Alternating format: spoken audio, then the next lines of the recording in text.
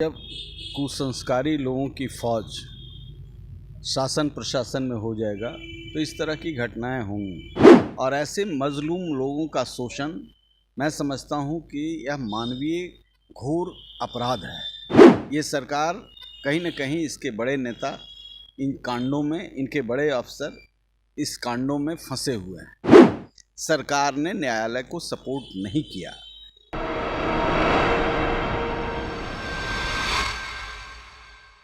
नमस्कार, डीटीवी भारत देख रहे हैं आप। मैं हूं आपके साथ उत्कर्ष कुमार। एक तरफ सूबे के मुख्यमंत्री नीतीश कुमार बेटी पढ़ाओ बेटी बचाओ का नारा देते हैं, दूसरी तरफ 2016 में जो शराबबंदी कानून लागू हुई थी उसके बाद एक साइलेंट वोटर जो है वो महिला मानी जाती है मुख्यमंत्री नीतीश कुमार की। लेकिन देखिए, एक तरफ मुजफ्फरपुर शेल्टर गृह कांड और दूसरी तरफ अब पटना सिटी में भी इस तरीके की बातें आ रही हैं। एक बच्ची के साथ इस तरीके की घटना घटी है जिसके बाद सरकार जो है वो कहीं ना कहीं पल्ला झाड़ रही है। हालांकि जो जस्टिस हैं या यूँ कह ले कि पटना हाईकोर्ट जो है उस पर सवाल खड़ा करी कि इस तरीके की घटना कैसे घट रही है। हमारे साथ पूर्व सांसद हैं, लोजपा रामविलास के नेता भी हैं। सर, इस तरीके की घटना घट रही है, बेटी पढ़ाओ बेटी बचाओ तो बोल रहे हैं, लेकिन बेटी बचा कहाँ रहे हैं? देखिए, जब कुसंस्कारी लोगों की फौज शासन प्रशासन में हो जाएगा तो इस तरह की घटनाएं होंगी। जहां भी वीक पॉइंट होगा उसको एक्सप्लॉइट करना चाहेगा। तो इस शेल्टर हाउस गरीब लोगों का है, मजलूम लोगों के परिवार वहाँ शेल्टर लेते हैं। कोई नहीं चाहता कि हमारा बच्चा शेल्टर ले कहीं। तो शेल्टर हाउस का मतलब ही है गरीबी, समाज की उपेक्षा का शिकार, कई तरह की प्रताड़ना का शिकार। और ऐसे मजलूम लोगों का शोषण मैं समझता हूँ कि यह मानवीय घोर अपराध है और इसमें एक घटना नहीं बराबर रिपीट हुआ है। जैसे ये सरकार कहीं न कहीं इसके बड़े नेता इन कांडों में, इनके बड़े अफसर इस कांडों में फंसे हुए हैं। वैसा आदमी मुजफ्फरपुर बालिका गृह कांड का जेनेसिस था, जिसके कि यहाँ सरकारी पैसे से हेलीकॉप्टर से मुख्यमंत्री और वित्त मंत्री सुशील मोदी और माननीय नीतीश कुमार उसके बच्चे के बर्थडे में केक काटने गए हैं। आप समझ जाइए कितना प्रभाव होता है।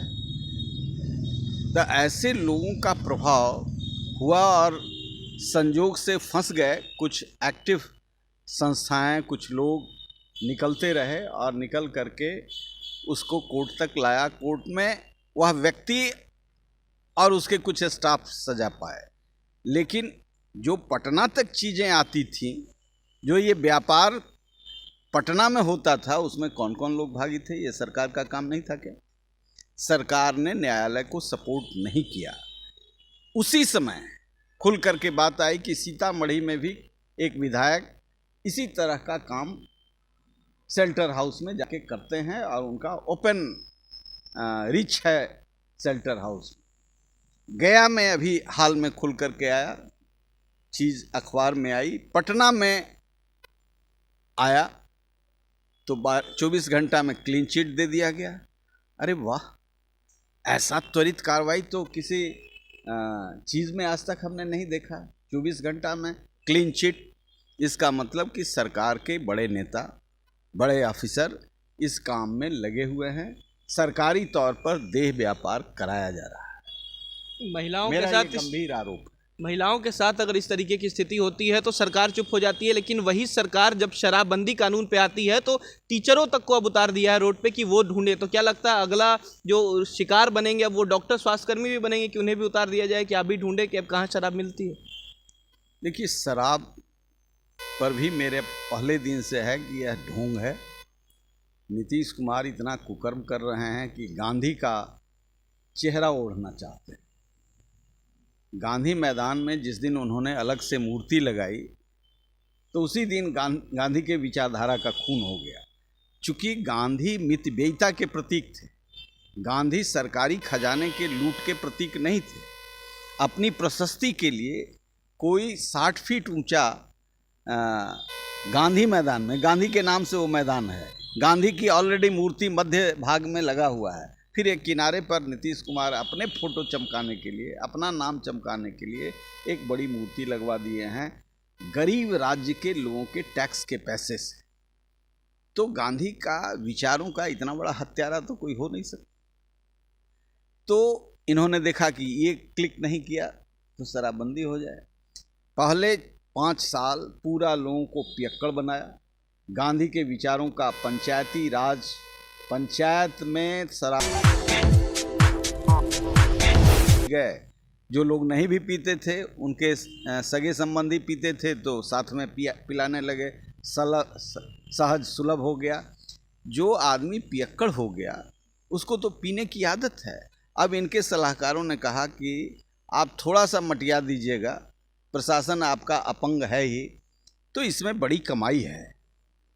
तो 20,000 करोड़ रुपया जो सरकार राजस्व कमाती थी, आज जेडीयू के पाले हुए सफ़ेद पोश गुंडों के द्वारा ये अवैध व्यापार चलाया जा रहा है और समाज में क्राइम भी इसी के चलते बढ़ा है।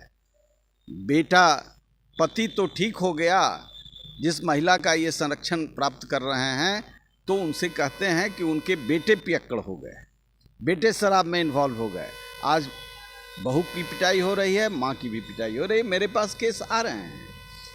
तो बड़े पैमाने पर 12,000 से लेके 20,000 करोड़ रुपया अवैध कमाई हो रही है। जिस पार्टी के नेताओं को इतनी बड़ी कमाई हो, वो प्रधानमंत्री का सपना नहीं देखेगा। बार बार सपना आता है, नींद में सपना आता है। अब भाजपा तो जूता उठा रहा है, तो अब उनको मरने का अकल नहीं है, तो हम लोग क्या करेंगे। अच्छा सर, एक आखिरी सवाल और है कि कल औरंगाबाद भी आप गए थे चिराग पासवान के साथ, एक भारी जन समर्थन नज़र आया। क्या लगता है कि आने वाला समय युवा नेताओं का है? अभी जो पंचायत का चुनाव हुआ है, एक बात को जो गलत है, पैसे का बहुत प्रयोग हुआ है, उसको इतर छोड़ दें तो इसमें युवाओं का रिप्रेजेंटेशन सबसे अधिक है।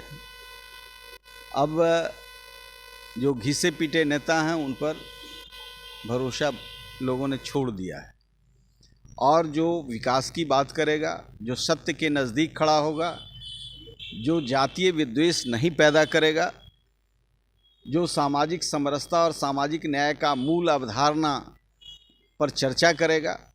जैसे सामाजिक न्याय की सरकार है और सबसे अधिक बर्बादी सामाजिक न्याय के लोगों का है। शिक्षा समाप्त कर दिया, स्वास्थ्य समाप्त कर दिया, तो सामाजिक न्याय की परिधि में जगदेव बाबू का जो संकल्प था वो यही था कि अंतिम व्यक्ति जो है उसको इसकी व्यवस्था मिले।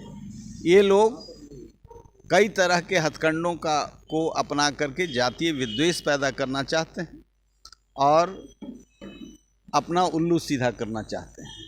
तो निश्चित तौर से एक ऐसी व्यवस्था पैदा होती है जिससे अराजकता पैदा होता है। उस अराजकता का शिकार आवाम है और उससे ऊब गया है लोग।